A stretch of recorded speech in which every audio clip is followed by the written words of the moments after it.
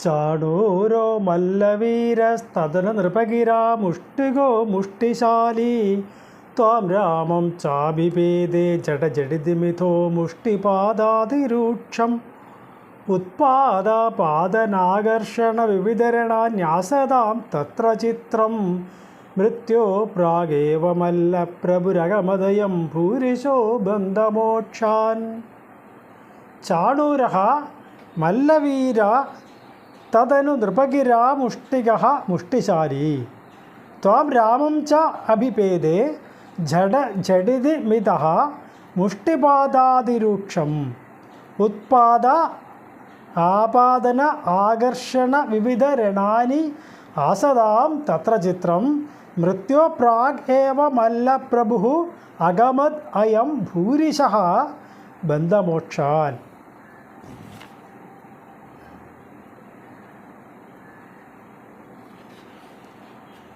ചാണൂരഃ മല്ലവീരഃ തദനു നൃപഗിരാ മുഷ്ടികഃ മുഷ്ടിശാലി. മല്ലവീരനായ ചാണൂരൻ അനന്തരം നൃപഗിര കംസൻ്റെ വാക്കുകൾ അനുസരിച്ചിട്ട് മുഷ്ടികഃ മുഷ്ടിശാലി, ആ മുഷ്ടികൻ മല്ലയുദ്ധത്തിൽ വീരനായ മുഷ്ടികൻ ത്വാം രാമം ച അഭിപേദേ, അങ്ങയോട് ചാണൂരനും ബലഭദ്രരോട് മുഷ്ടികനും ഏറ്റുമുട്ടി.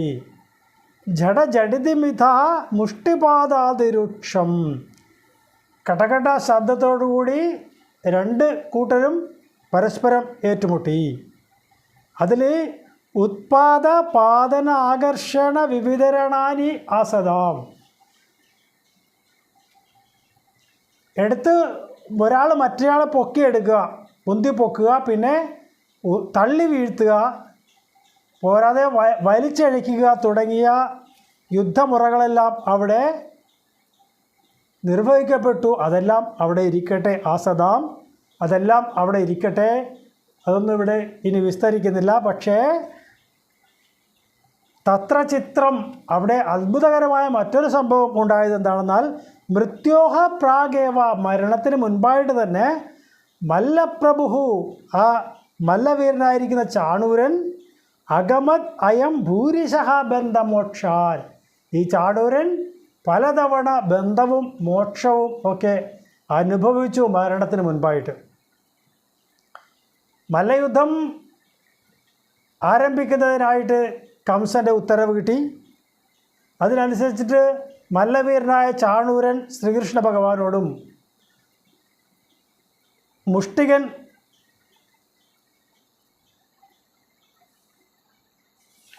ബലഭദ്രരോടും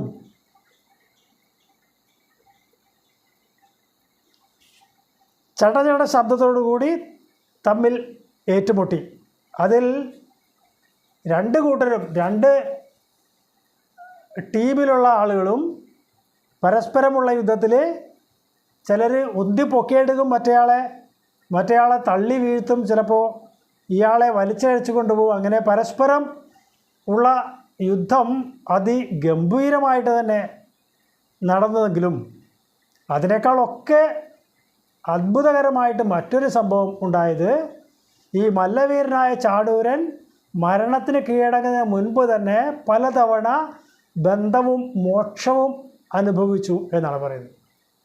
ഭഗവാന്റെ കരങ്ങളാൽ വധിക്കപ്പെട്ടു കഴിഞ്ഞാൽ അവർക്ക് മോക്ഷം കിട്ടും എന്നുള്ളത് ഭാഗവതത്തിൽ പലയിടങ്ങളിലും പ്രതിപാദിച്ചിട്ടുള്ളതാണ്. ഇവിടെ ചാണൂരൻ ഭഗവാനാൽ വധിക്കപ്പെടുന്നു എന്നുള്ളത് ഒരു സത്യം അവിടെ നിൽക്കട്ടെ.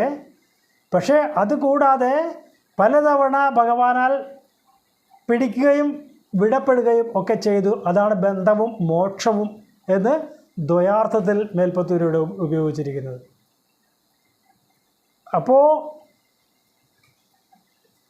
മോക്ഷം ലഭിച്ച് ഭഗവാനിലേക്ക് എത്തുന്നതിന് മുൻപായിട്ട് തന്നെ ഈ ചാണൂരൻ പലതവണ ഭഗവാനാൽ ഇപ്രകാരം പിടിക്കപ്പെടുകയും വിടപ്പെടുകയും ഒക്കെ ചെയ്തു എന്നാണ് പറയുന്നത്. ഇവിടെ എത്ര തന്നെ ഭൗതികമായ ബലം ഉണ്ടായിരുന്നവരാണ് ഈ ചാണൂരനും മുഷ്ടികനും എങ്കിലും അതെല്ലാം ഈ വിശ്വത്തിൻ്റെ മുഴുവൻ ശക്തിയെ ആവാഹിച്ച് തന്നിൽ ഇരുത്തിയിരിക്കുന്ന ആ പരമാത്മസ്വരൂപനായ ശ്രീകൃഷ്ണ പരമാത്മാവിനോടും സാക്ഷാൽ അനന്തൻ തന്നെയായിരിക്കുന്ന ബലഭദ്രരോടും ഒന്നും ഇവർക്ക് വിലപ്പോകുന്നില്ല എന്നുള്ള ഒരു രംഗമാണ് ഇവിടെ കാണുന്നത്. തന്നെയുമല്ല, തുടക്കത്തിൽ തന്നെ 10,000 ആനകളുടെ ബലം ഉള്ള കുവലയാപീഠം എന്ന് പറയുന്ന ആനയുടെ കൊമ്പ് ജീവനോടുകൂടി പറിച്ചെടുത്തു എന്ന് പറയുമ്പോൾ ആ ശ്രീകൃഷ്ണ ഭഗവാനിൽ ഉള്ള ബലത്തെക്കുറിച്ച് ഏകദേശം ഒരു ധാരണ നമുക്ക് കിട്ടേണ്ടത് തന്നെയാണ്. ഇവിടെ ചാണൂരനും മുഷ്ടികനും എന്നും ആ കുവലയാപീഠത്തേക്കാൾ ശക്തരല്ല എന്നിരുന്നാൽ പോലും അവരും കംസൻ്റെ നിർദ്ദേശത്താൽ അല്ലെങ്കിൽ കംസൻ്റെ ആജ്ഞയെ ധിക്കരിക്കുവാൻ നിവൃത്തിയില്ലാത്തതിനാൽ അവരും രാമകൃഷ്ണന്മാരോട് ഏറ്റുമുട്ടി മരണത്തെ വരിക്കുന്നു എന്നാണ് ഈ ശ്ലോകത്തിൽ പറയുന്നത്. ചാണൂരോ മല്ലവീരസ്തദന നൃപഗിരാ മുഷ്ടികോ മുഷ്ടിശാലി ത്വാം രാമം ചാഭിപേദേ ജഡജഡിതിമിഥോ മുഷ്ടിപാദാതിരുക്ഷം ഉത്പാദപാദനാകർഷണ വിവിതരണാന്യാസതാം തത്ര ചിത്രം മൃത്യോ പ്രാഗേവ മല്ലപ്രഭുരഗമദയം ഭൂരിശോ ബന്ധമോക്ഷാൻ ഹാദിക്കഷ്ടം കുമാരൗ സുലളിതവപുഷൗ മല്ലവീരൗ കഠോരൗ ന ദൃക്ഷ്യാമോ വ്രജാമസ്തുരിതമിതി ജനേ ഭാഷമാണേ തദാനീം ചാണൂരം തം കരോത് ബ്രാഹ്മണ വികളദസും പോധയാമാസിധോർവ്യാം പിഷ്ടോ ഭൂന്മുഷ്ടിഗോപി ദ്രുതമദഹലിനാ നഷ്ടശിഷ്ടൈർദദാവേ ഹാദിക്കഷ്ടം കുമാരൗ സുലളിതവപുഷൗ മല്ലവീരൗ കഠോരൗ ന ദ്രക്ഷ്യാമഃ വ്രജാമഃ ത്വരിതം ഇതി ജനേ ഭാഷമാണേ തദാനീം ചാണൂരം തം കരോത് ബ്രാഹ്മണ വികളത് അസും പോധയാമാസിദോർവ്യാം പിഷ്ടഃ അഭൂത് മുഷ്ടികഃ അപി ദ്രുതം അദഹലിനാ നഷ്ടശിഷ്ടൈഃ ദധാവേ ഹാദിക്കഷ്ടം കുമാരൗ സുലളിതവപുഷൗ മല്ലവീരൗ കഠോരൗ. ഓ, എന്തൊരു കഷ്ടമാണിത്! കുമാരൗ സുലളിതവപുഷൗ, ഈ കുമാരന്മാർ എന്തൊരു ലളിതമായ ശരീരത്തോടു കൂടിയവരാണ്. അവരോട് ഏറ്റുമുട്ടുന്നവരാ മല്ലവീരൗ കഠോരൗ, ഉഗ്രശരീരികളായിരിക്കുന്ന ബലശാലികളായിരിക്കുന്ന മല്ലവീരന്മാരല്ലേ അവരോട് ഏറ്റുമുട്ടുന്നത്. എന്തൊരു കഷ്ടമാണിത്, എന്തൊരു അന്യായമാണിത്. ന ദ്രക്ഷ്യാമഹ, ഇത് നമുക്ക് കാണാൻ പാടില്ല. വ്രജാമഹ ത്വരിതം, പെട്ടെന്ന് ഇവിടെ നിന്ന് പോകണം. ഇത് ജനേ ഭാഷമാണേ, ഇപ്രകാരം ജനങ്ങൾ പറഞ്ഞു തുടങ്ങിയപ്പോൾ തദാനീം, അപ്പോൾ ചാണൂരം തം കരോത് ബ്രാഹ്മണ വികളദസും, ഭഗവാൻ ചാണൂരനെ കയ്യിലെടുത്ത് വട്ടത്തിൽ ചുഴറ്റി, എന്നിട്ട് പോധയാമാസിത ഉർവ്യാം, വികളദസും പോധയാമാസിതോർവ്യാം, ജീവൻ പോകാറായപ്പോൾ നിലത്ത് അടിച്ച് കൊന്നു. പിഷ്ടഃ അഭൂത് മുഷ്ടിക അഭി ദ്രുതമദഹലിന, അത് കഴിഞ്ഞിട്ട് മുഷ്ടികനെ ബലഭദ്രരും വധിച്ചു. നഷ്ടശിഷ്ടൈഃ ദദാവേ, ബാക്കി വന്ന മല്ല വീരന്മാരൊക്കെ ഓടിയൊളിച്ചു. ഇവിടെ ഭാഗവതത്തിൽ 5 മല്ലവീരന്മാരുടെ കഥ പറയുന്നുണ്ട്. ചാണൂരൻ, മുഷ്ടികൻ, ശലൻ, തോശലകൻ, കൂടൻ, ഇങ്ങനെ 5 മല്ലവീരന്മാരുടെ കഥ പറയുന്നുണ്ട്. അതിൽ ചാണൂരനെയും മല്ലവീരനെയും വധിച്ചു കഴിഞ്ഞ് ബാക്കിയുള്ളവരൊക്കെ ഓടിപ്പോയി എന്ന് പറഞ്ഞുകൊണ്ട് ആ ഒരു രംഗത്തെ വർണ്ണിക്കുന്നതിൽ നിന്ന് നിഷ്ക്രമിക്കുകയാണ് പട്ടപാതിലൂടെ ചെയ്തിട്ടുള്ളത്.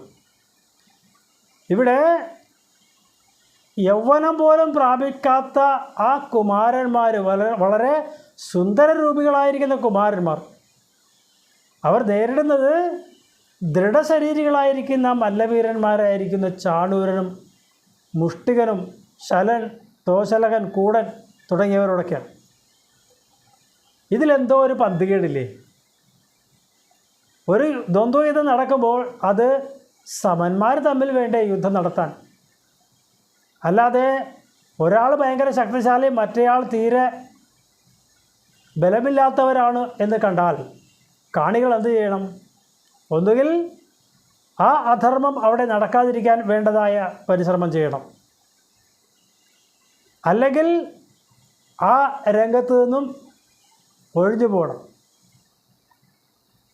അതുകൊണ്ടാണ് അവിടെ കൂടിയിരുന്ന ആളുകളൊക്കെ ഈ അധർമ്മം കാണാൻ നമുക്ക് വയ്യ, നമുക്കിവിടെ നിന്ന് പോകാം എന്ന് പറഞ്ഞത്. ഓർക്കണം, നിറഞ്ഞ രാജസദസ്സിൽ വെച്ചിട്ട് ദ്രൗപദി വസ്ത്രാക്ഷേപത്തിന് ഇരയായപ്പോൾ അവിടെ ഉണ്ടായിരുന്ന ഭീഷ്മപിതാമഹനും ദ്രോണരും കൃപരും ഒക്കെ ഇപ്രകാരം ഒരു ദോഷത്തിന് പാത്രീഭൂതരായി. കാരണം അത്ര മഹാരഥന്മാർ വിരാജിക്കുന്ന ആ സഭയിൽ ഇത്ര കൊടിയ അധർമ്മം നടന്നിട്ട് അതിനെ പ്രതിരോധിക്കുവാനോ അല്ലെങ്കിൽ അവിടെ നിന്ന് ഇറങ്ങിപ്പോകുവാനോ കഴിയാതിരുന്ന അവരാണ് അതിൻ്റെ പാപം ഏറ്റുവാങ്ങേണ്ടതായി വന്നത്. അതുകൊണ്ടാണ് ഭീഷ്മപിതാമഹന് ശരശയ്യയിൽ കിടന്നുകൊണ്ട് നരകിക്കേണ്ടതായ ഒരു ദുര്യോഗം വന്നത്. അതുപോലെ തന്നെ ദ്രോണർക്കും ഒരു അന്ത്യം ഉണ്ടാകുന്നു. എവിടെയെല്ലാം അധർമ്മത്തിന് വേണ്ടി കൂട്ടുപിടിക്കുന്നുവോ, ആരെല്ലാം അധർമ്മത്തെ പിന്താങ്ങുന്നുവോ അവർക്കൊക്കെ ആ അധർമ്മത്തിൻ്റെ പരിണിതഫലം അനുഭവിക്കേണ്ടതായി വരും എന്ന് നമ്മളെ പഠിപ്പിക്കുന്നു മഹാഭാരതം. അപ്രകാരമുള്ള അറിവ് ഈ ജനങ്ങൾക്കും ഉണ്ടായിരുന്നതുകൊണ്ടാണ് അവർ ഈ അധർമ്മം നമ്മൾ കണ്ടു നിൽക്കാൻ പാടില്ല, ഇവിടെ നിന്ന് നിഷ്ക്രമിക്കണം എന്ന് പറഞ്ഞത്. എന്നാൽ ഭഗവാനാവട്ടെ ആ സമയം തന്നെ ചാണൂരനെ കറക്കി എറിഞ്ഞുകൊണ്ട് അയാളെ ജീവൻ പോയപ്പോൾ നിലത്തടിച്ചു എന്നും ബലഭദ്രര് മുഷ്ടികനെ വധിച്ചു എന്നും പറഞ്ഞുകൊണ്ടും മറ്റുള്ള മല്ലവീരന്മാരൊക്കെ ഓടിപ്പോയി എന്നും പറഞ്ഞുകൊണ്ട് ആ യുദ്ധരംഗം അവിടെ സമാപ്തി കുറിക്കുന്നത്.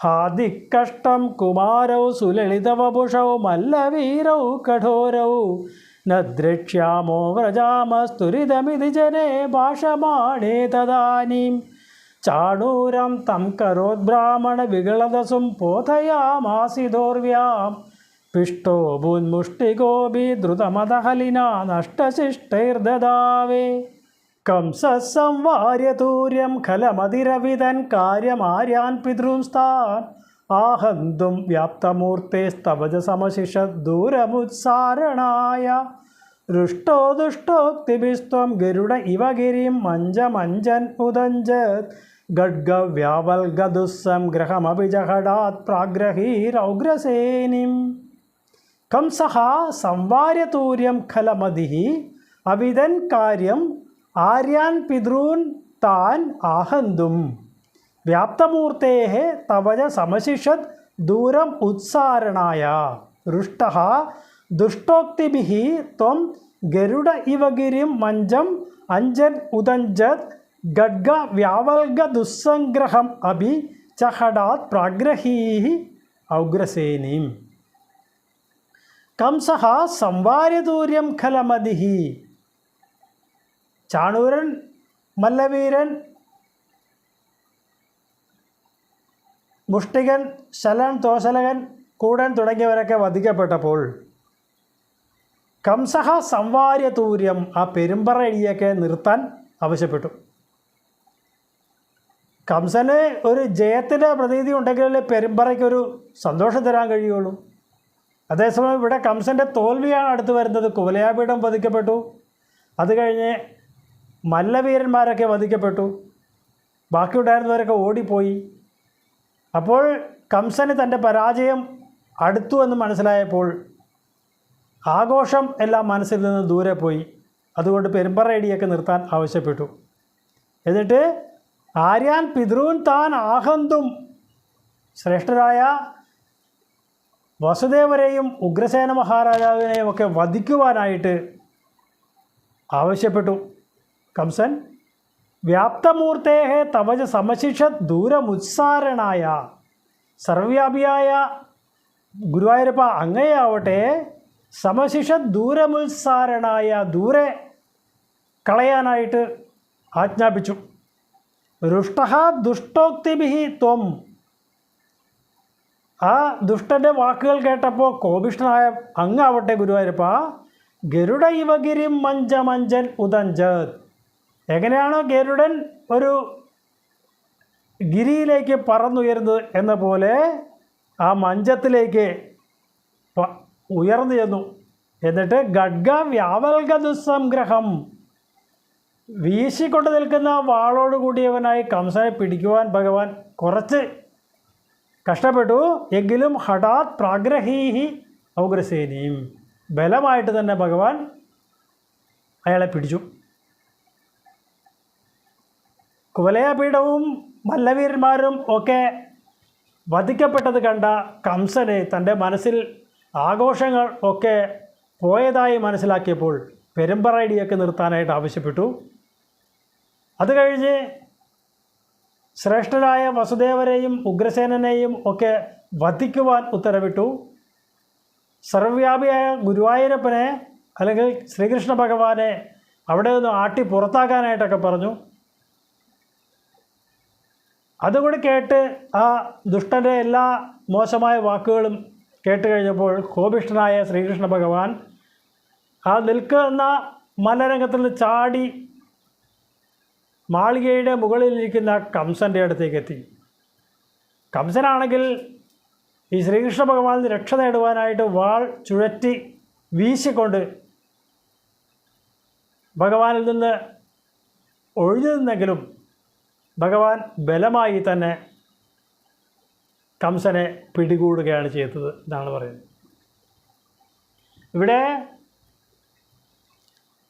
കംസൻ്റെ മനസ്സിലുണ്ടായിരുന്ന ആ അഹങ്കാരവും ഞാനാണ് രാജാവ് എന്നുള്ള ആ മേൽക്കോയ്മയും, അത് കഴിഞ്ഞ് തനിക്ക് ധാരാളം പടയാളികളുണ്ട് എന്നുള്ള അഹങ്കാരവും ഒക്കെ ആദ്യം തന്നെ ഭഗവാൻ നശിപ്പിച്ചു.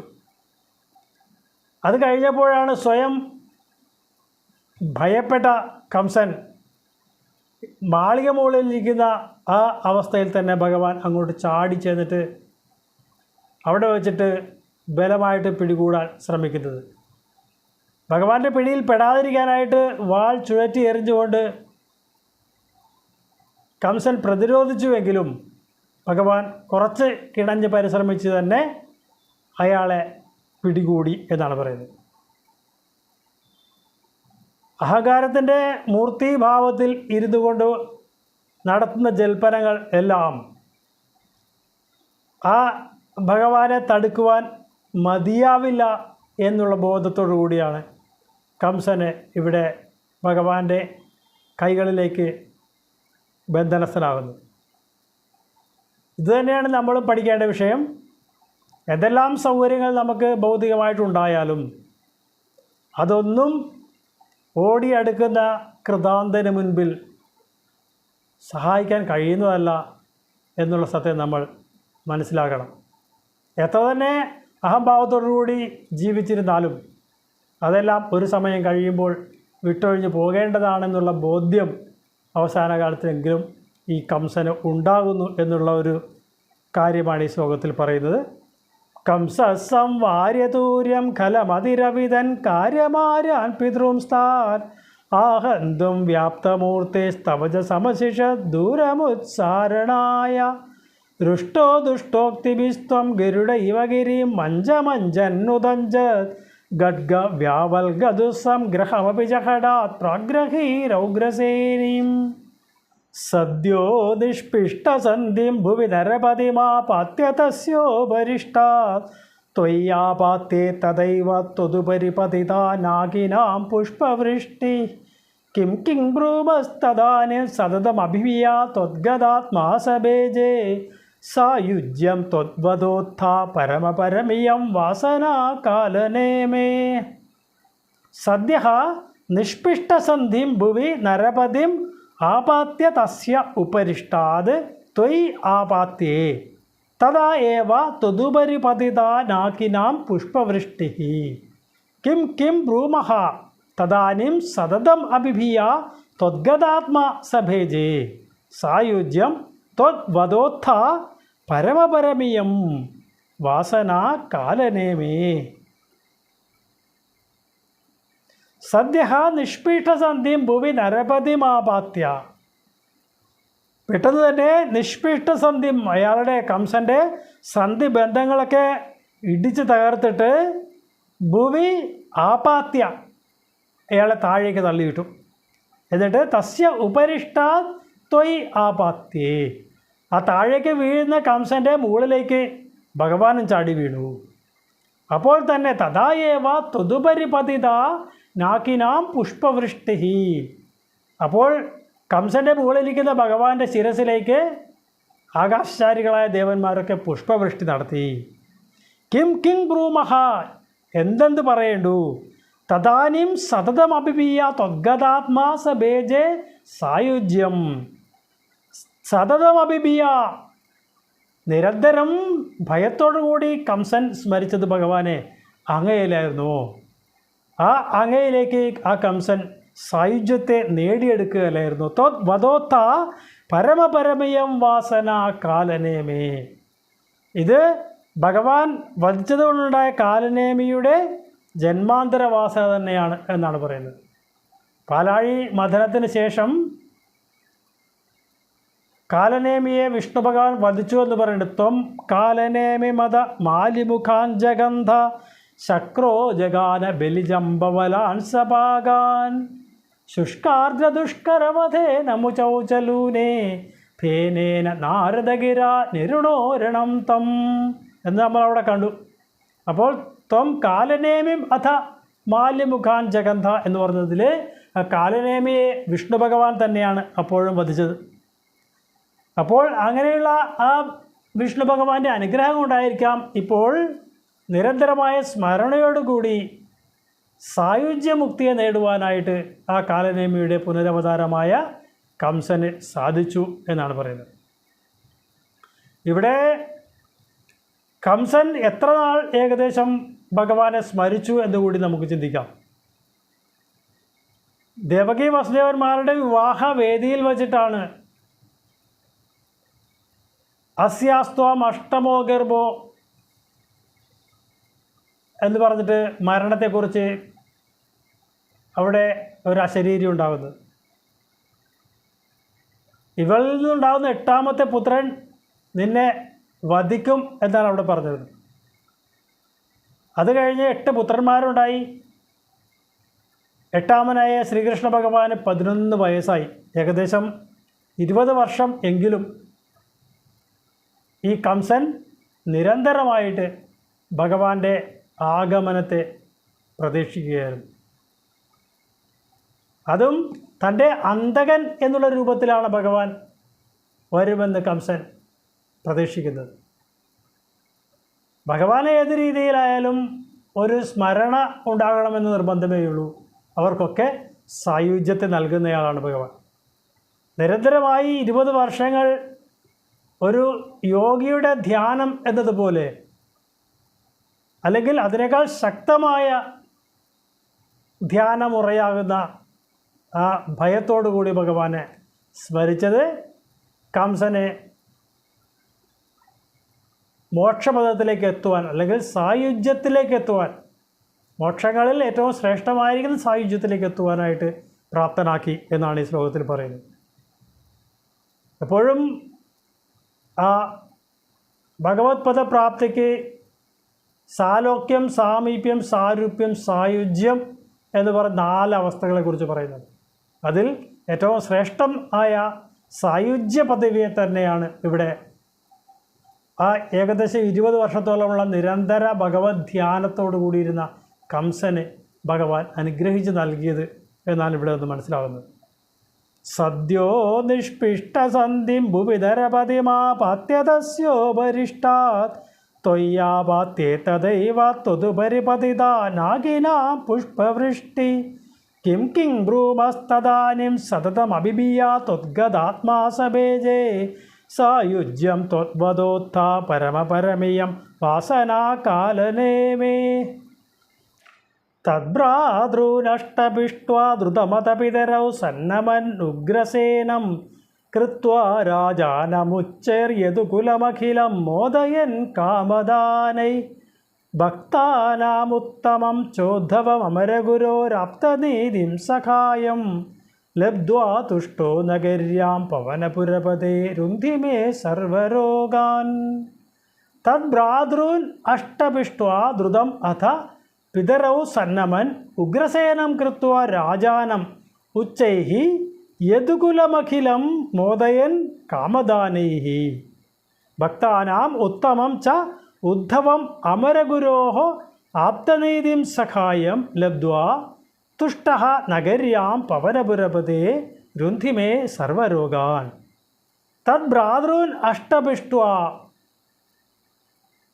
കംസൻ്റെ 8 സഹോദരന്മാരെയും ഇപ്രകാരം തന്നെ വധിച്ചു.